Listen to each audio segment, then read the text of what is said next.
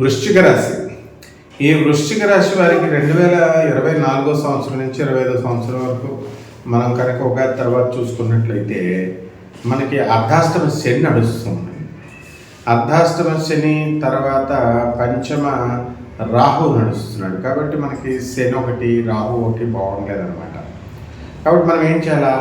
శని జపం చేసుకోవాలా, శని స్తోత్రాలు చదువుకోవాలా, శనికి కిలోంపావు నల్ల నువ్వుల్ని నల్లని వస్త్రాన్ని పేద బ్రాహ్మణులకి ఇచ్చి దానం చేయాలి శనివారం నాడు ఉదయం 8 గంటలకి.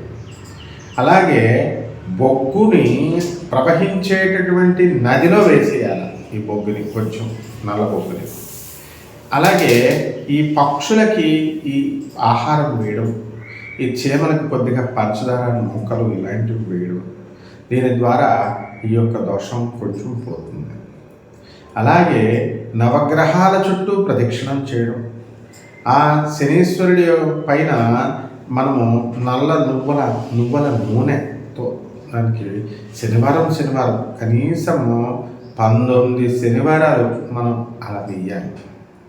అలాగే ఓం శనేశ్వరాయ నమః అనేటటువంటి మహామంత్రాన్ని కొన్ని వందల సార్లు, వేల సార్లు జపం చేయాలి. సాధారణంగా ఎంత చేయాలండి? లక్షలు అన్నాడు. మంత్రంలో ఎన్ని అక్షరాలు ఉంటే అన్ని లక్షలు జపం చేయాలి. అలా చేస్తే మనకి ఈ కష్టాలన్నీ కూడా తొలగిపోతాయి.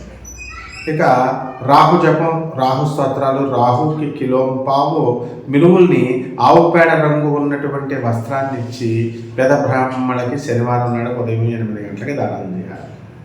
అలాగే ఈ యొక్క రాహుకి దుర్గాదేవి యొక్క భక్తుడు కదా రాహు, అందువల్ల దుర్గాదేవి యొక్క పాదపద్మాలకు అమ్మవారికి చక్కగా కుంకుమార్చన చేసుకోవాలి.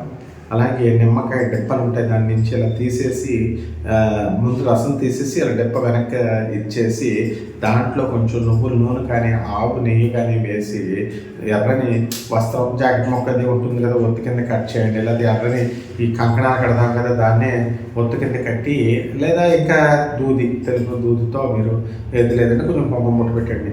ఈ విధంగా మీరు చక్కగా ఈ దీపంతో కనుక మనము స్వామివారికి మనం రాహుకి అమ్మవారికి దీపాన్ని వెలిగించినప్పుడు ఓం రాహవే నమః అనే మంత్రంతో మీరు జపం చేసినా సరే, ఓం దుర్గాయ నమః అనే మంత్రంతో జపం చేసిన రాహు దోషాలు పోతాయి. నిమ్మకాయ పూజ వల్ల, డెప్పల పూజ వల్ల కూడా మీకు దోషాలు తొలగిపోతాయి.